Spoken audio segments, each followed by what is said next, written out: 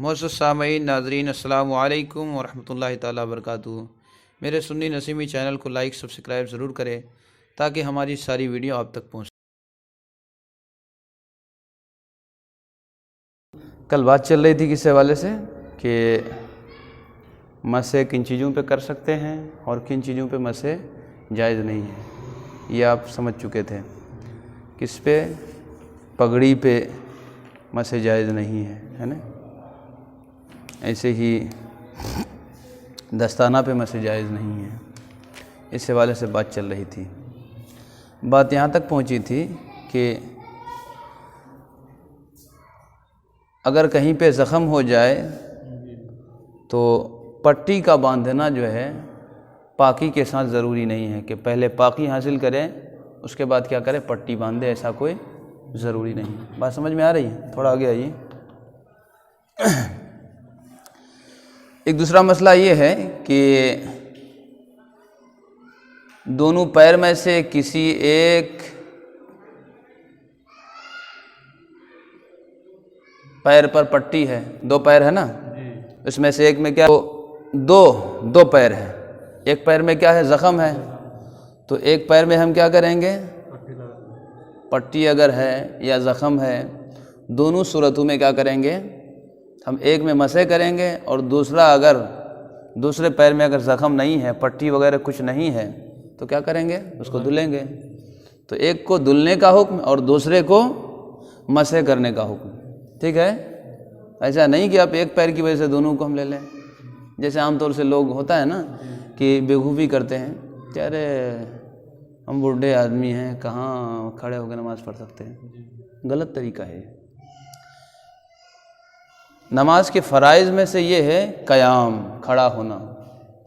تھوڑی سی پریشانی رہتی ہے، چل کے ہم وہاں سے یہاں تک آتے ہیں، چل کے مارکیٹ جا رہے ہیں، ادھر جا رہے ہیں، وہاں جانے کے لیے جو ہے پیر درد نہیں ہو رہا ہے، اب نماز میں ان کے پیر درد ہونے لگتا ہے۔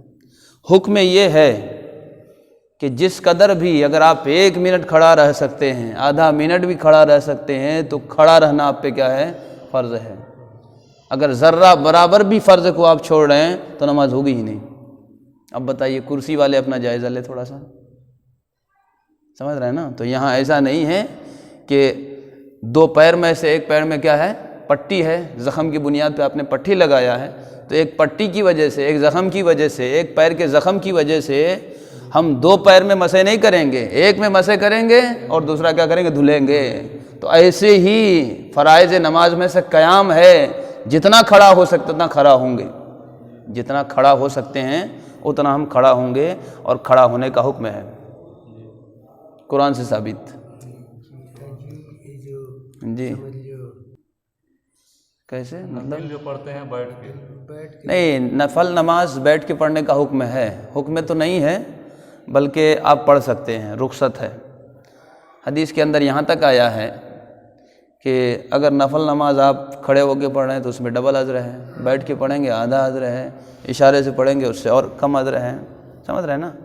تو جس قدر آپ اپنی طاقت اللہ کے لیے صرف کریں گے اسی قدر اللہ تبارک و تعالیٰ آپ کے لیے اعمال اکٹھا کرے گا۔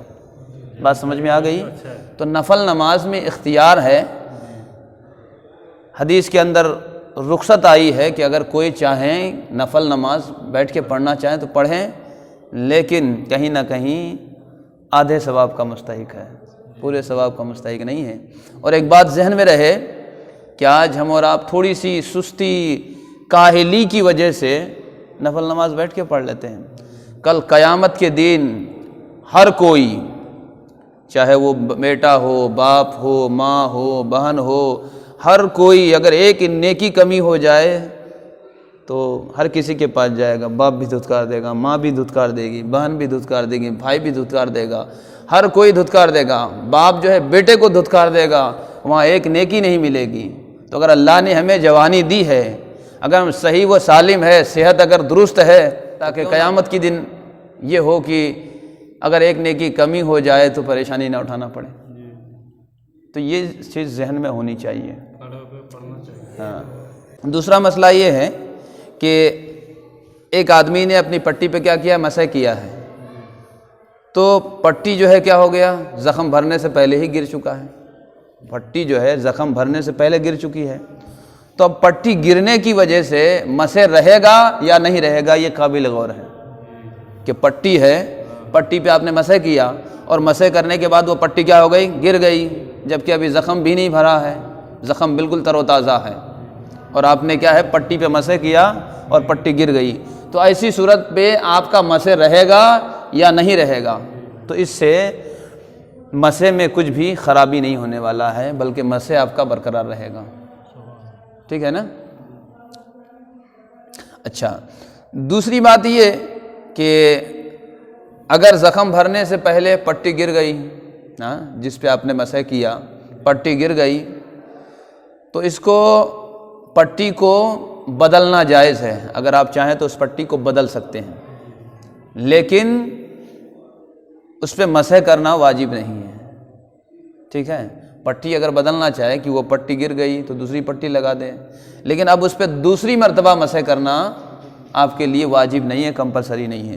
دوسری چیز یہ بتا رہے ہیں افضل ہے کہ آپ مسح کو بھی لوٹائے پٹی لوٹانے کے بعد، ایک پٹی گر گئی دوسری پٹی بھی لگائے، افضل ہے، بہتر طریقہ ہے کہ آپ پٹی بھی لگا دیں اور مسح بھی کر لیں، نہیں پٹی کے ساتھ کیا کر لیں، مسح بھی کر لیں، لیکن مسح حقیقت میں ہمارے لیے ضروری نہیں ہے، واجب نہیں ہے۔ تو میرے خیال سے آج کے لیے یہیں تک بات رکھی جائے، کم ہو اور ذہن میں بات آئے تو یہ بہتر ہے۔ تو بات سمجھ میں آ گئی کہ اگر دو پیر میں سے کسی ایک پیر میں کیا ہو، زخم ہو اور پٹی لگا ہوا ہو، تو ایک پہ کیا کریں گے، مسح کریں گے، اور دوسرا جس پہ پٹی لگا ہوا نہیں ہے، بالکل صحیح و سالم پیر ہے، اس پہ کیا کریں گے، دھلیں گے۔ دوسرا مسئلہ یہ کہ زخم بھرنے سے پہلے پٹی گر گئی تو اس سے بھی مسح میں کچھ خرابی آنے والا نہیں ہے۔ ایسے ہی اگر پٹی گر جائے تو اس کو بدلنا بھی کیا ہے، جائز ہے، لیکن اس پر پھر سے مسح کرنا ہمارے لیے واجب نہیں ہے۔ دوسری بات یہ بتا رہے ہیں کہ افضل طریقہ ہے کہ پٹی بدلنے کے بعد ہم کیا ہے، مسح کو بھی دوہرا لیں، ٹھیک ہے؟ تو یہ بات یاد رہے۔ آج تک کے لیے اتنا ہی، انشاءاللہ کل پھر آگے بیان کریں گے۔